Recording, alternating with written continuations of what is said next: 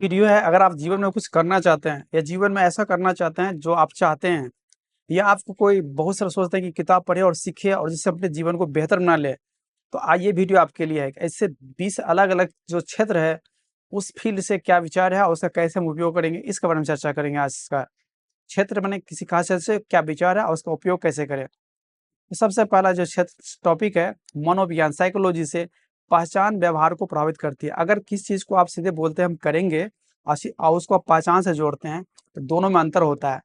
मुझे व्यायाम करना चाहिए की जगह ये सोचना चाहिए, मैं ऐसा व्यक्ति हूँ जो व्यायाम करता हूँ। क्योंकि जैसे ही वो पहचान से जुड़ता है तो उस काम को अच्छा से करती है, मनोविज्ञान से है। आगे चलते हैं नेक्स्ट में, न्यूरोसाइंस, ध्यान को प्रशिक्षित किया। जैसे आप एक ही जगह ध्यान करते हैं तो उस जगह जाते ही आपका ध्यान हो जाता है। तो कहता है कोई भी व्यक्ति अगर 30 से 60 मिनट बिना विचलित हुए एक ही काम पर ध्यान दे, ऐसा करते हैं रोज, तो उसका ध्यान एक केंद्र हो जाता है। फोकस जो है, किसी एक चीज पर फोकस कर लेना अपने आप में एक कैपेबिलिटी। क्योंकि आज के इस दौर में क्या होता है, बहुत सारे लोग का दिमाग कभी ये कभी वो कैसे वैसे, उसमें क्या होता है कोई भी काम सही से नहीं हो पाता। इसलिए एक काम पे बिल्कुल फोकस करना ये इंपॉर्टेंट बात है। आदमी का हाथ एक साथ अगर 4 काम कर रहे हैं, 2 काम कर रहे हैं, तो उसमें बोलता है कि दिमाग सही से पूरी अपना जोर नहीं दे पाता, जिससे आपका परफॉर्मेंस बिगड़ता है। व्यवहारिक अर्थशास्त्र में है कि पर्यावरण इच्छा शक्ति से अधिक शक्तिशाली है। यानी पर्यावरण जो है, आपके अगल-बगल का जो सिचुएशन है, वो आपकी इच्छा, डिज़ायर से ज़्यादा महत्वपूर्ण है। जैसे आपको मोबाइल नहीं देखना, किताब पढ़ना है, तो किताब को सामने रखिए, मोबाइल को दूर कर दीजिए। फिर देखेंगे किताब को पढ़ने में आपको आसानी है, मोबाइल को देखने का दूर चलना होगा, तो आप किताबें पढ़ेंगे। तो यहाँ पे कहता है कि आप क्या करना चाहते हैं, उसको आप एनवायरनमेंट के हिसाब से चलिए। एनवायरनमेंट अपने बगल का ऐसा वातावरण बनाइए, जिसमें कि जो काम करना चाहते हो वो आसान हो जाए, जो काम नहीं करना चाहिए वो कठिन हो जाए। तो इसीलिए कठिन काम कोई नहीं करना चाहता, तो वातावरण ही है। तो इस तरह का वातावरण बताइए, व्यावहारिक अर्थशास्त्र बोलता है। जो आप यहाँ फिलॉसफी बोलता है, दर्शन शास्त्र, जो आपके नियंत्रण में उस पर ध्यान। जैसे कि एग्जाम में कितना मार्क्स आएगा ये आपके हाथ में नहीं है, लेकिन कितना अच्छा से पढ़ना ये आपके हाथ में है। तो आपको ये चीज़ फोकस करना है कि जो चीज़ आपके हाथ में उस पर कितना फोकस कर पाते हैं। कभी-कभी होता है कि इलेक्शन में कौन जीता, दुनिया में ऐसे क्यों हो रहा है, जो आपके हाथ में नहीं, भूकंप क्यों हो गया, मौसम क्यों खराब है, और अच्छा खासा अपने दिमाग की एनर्जी, अपना दिमाग उसी पर लगा देते हैं कि ऐसा नहीं होना चाहिए, ऐसा होना चाहिए। क्योंकि वो इसमें देखना है कि दुनिया के बारे में कि जो चीज़ आपके कंट्रोल में है, उस पे आप सही से कर पा रहे हैं कि ये आपके हाथ में है। जो आपके कंट्रोल में नहीं है, उस पे एनर्जी बर्बाद करना अच्छी बात नहीं है। तो ये पॉइंट होता है कि आप, दर्शन शास्त्र बोलता है कि काम को नियंत्रण, थोड़ा बहुत प्रभाव और नियंत्रण से बिल्कुल बाहर है। जैसे भूकंप आना, मौसम बदलना, सूरज का गर्मी या मौसम, बहुत सारी चीज़ें आपके हाथ में एकदम नहीं है। तो जो एकदम नहीं है उस पे आपको एनर्जी वेस्ट नहीं करके, जो आपके हाथ में है वो आपके हाथ में है, उस पे फोकस कीजिए। स्टोइक दर्शन बोलता है कि विपरीत परिस्थितियों की पहले से कल्पना करें, ताकि आप विपरीत परिस्थिति आने पर उससे फाइट करके उस सिचुएशन को सही से सॉल्व कर सके। और सेकंड पॉइंट, जैसे मोबाइल खो जाता है तो फिर क्या करेंगे? तो आप पहले से सोचे होंगे, तो इस मोबाइल को सेटिंग सही कर लेंगे, या क्या करना है तो पहले से पता होगा। तो वैसा होने पे आपको दिमाग आपको बहुत विचलित नहीं होने देगा, क्योंकि आप पहले से तैयार है, पहले से समझ रहे हैं। सेकंड पॉइंट, आप मोबाइल का ख्याल भी तो रखेंगे, जिस कारण से खोएगा भी नहीं। दूसरी बात है, मोबाइल के लिए अपने आप को एक पॉजिटिव एटीट्यूड या ग्रैटिट्यूड बोल सकते हैं, उसको भी रखेंगे कि भाई ठीक है, मोबाइल है, इस अच्छी बात है मेरे लिए। तो इस तरह से आपको जो है वो आपको अच्छा महसूस कराएगा। अगला चिकित्सा बोलता है रोकथाम उपचार से हमेशा बेहतर होता है। इसलिए इसमें क्या इंपॉर्टेंट पॉइंट है, इससे सीख सकते हैं। नींद सही होना चाहिए, एक्सरसाइज होना चाहिए, डाइट सही होना चाहिए, और अपने जो माता-पिता, भाई-बहन, पति-पत्नी जिसको रिश्ता है, उसकी रक्षा पहले से करना चाहिए। ऐसा नहीं कि जब पत्नी कोई गुस्से में आ जाता है उसके लिए कोई काम करे, सो नहीं, आपको पहले सोच के करना चाहिए। अब एक्सरसाइज जो फिटनेस विज्ञान, उसमें क्या होता है, बोलता है कि थोड़ा-थोड़ा अगर, जैसे कोई अगर डंबल उठाता है, कोई उठाता है भार, तो पहला दिन कहता है थोड़ा उठाओ, दूसरा दिन थोड़ा और उठाओ, तो मैंने धीरे-धीरे 1 सप्ताह के बाद थोड़ा और उठाओ। या आप पहला दिन 1 मिनट दौड़ रहे हैं, 1 सप्ताह के बाद उसको 2 मिनट दौड़िए, फिर अगला सप्ताह का 3 मिनट दौड़िए, इस तरह से धीरे-धीरे बढ़ाना चाहिए। तो यही चीज़ कहता है, अगर कोई आदमी को आगे बढ़ना है जीवन में, तो समय के साथ थोड़ा-थोड़ा अपने लक्ष्य को थोड़ा हार्ड करते जाए, जिस कारण से वो आगे बढ़ पाता है। नहीं तो जो आसान है उसे भी कर रहे हैं रोज़, तो इससे आपका आप प्रोग्रेस नहीं होगा। अब यह है कि इकोनॉमिक्स कहता है कि हर हाँ में किसी दुख ना, दोनों का मिक्स होता है। अगर किसी को हाँ कर रहे हैं, तो आप देख रहे हैं क्या चीज़ मिस कर रहे हैं और क्या चीज़ गेन कर रहे हैं। इसलिए किसी को हाँ करना, किसी को ना करने के पीछे साइंस को देखना है। एक अच्छा हाँ करने से कितना फ़ायदा है और ना करने से कितना फ़ायदा है। फ़ायदा इन सेंस में कि आपकी एनर्जी को कितना सेव करता है, आपके हेल्थ को कितना सेव करता है, आपको परफॉर्मेंस को कितना बढ़ाता है, इस सेंस में।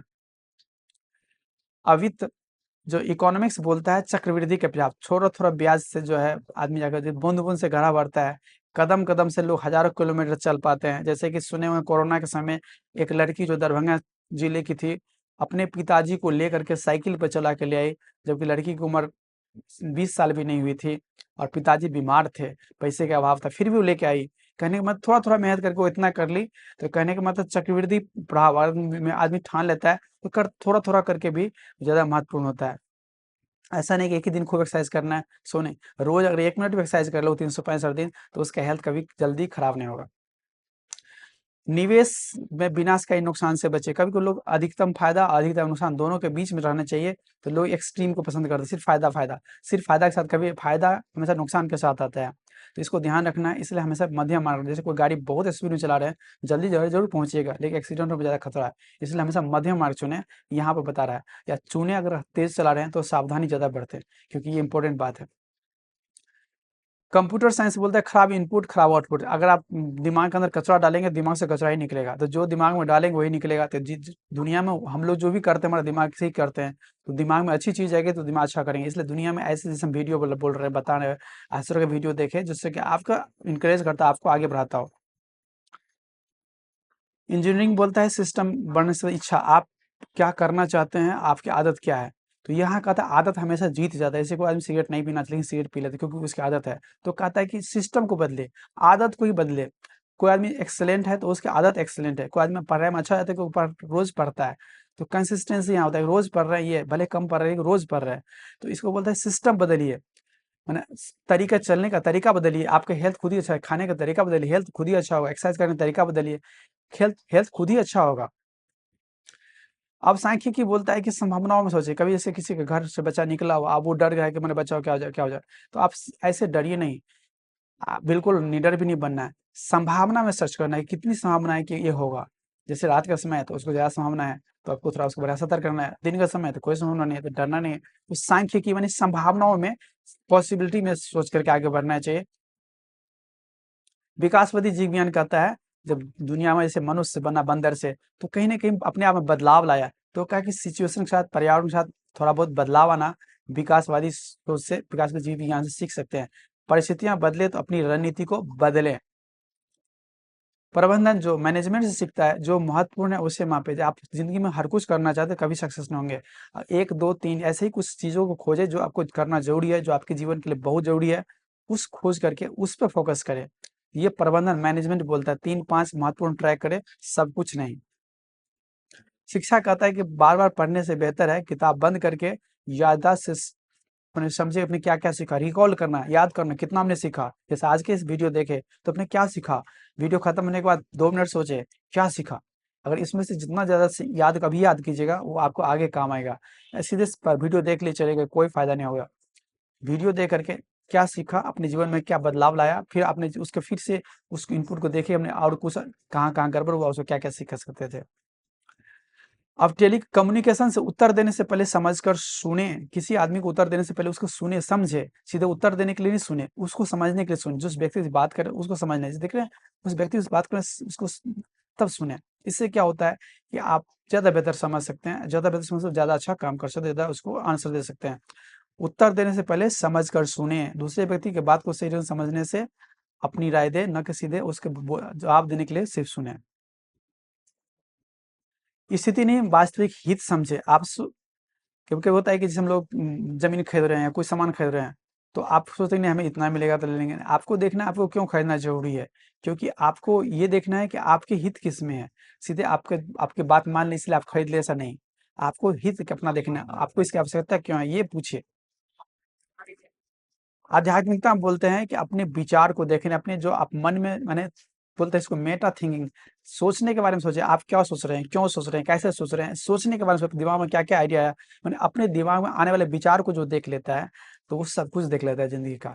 तो आज यहाँ बोलता है कि अपने विचार को देखे, बिना उसे तुरंत सच मानने, उसके अनुसार कार्य करने से देखे, तब उसका डिसाइड करे, या मेडिटेशन करे कुछ हद तक।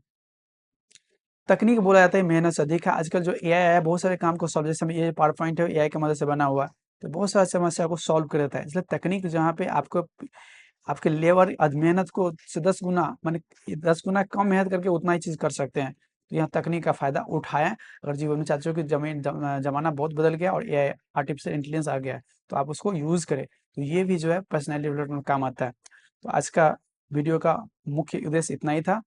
उम्मीद करता हूँ आपको वीडियो अच्छा लगा हो तो लोगों तक पहुँचाइए और लोग भी इसका फ़ायदा उठाएँ और पूरे वीडियो देखने के बाद रिकॉल करें क्या-क्या सीखा। सेकंड चीज़, जो भी देखते हैं अपने समझिए, फिर उसको एनालाइज़ कीजिए, फिर उसके अपने जीवन में लाइए, उससे फ़ायदा लीजिए। अगर नहीं लेते हैं तो फिर वीडियो देखना लगभग बेकार सा हो जाता है। धन्यवाद।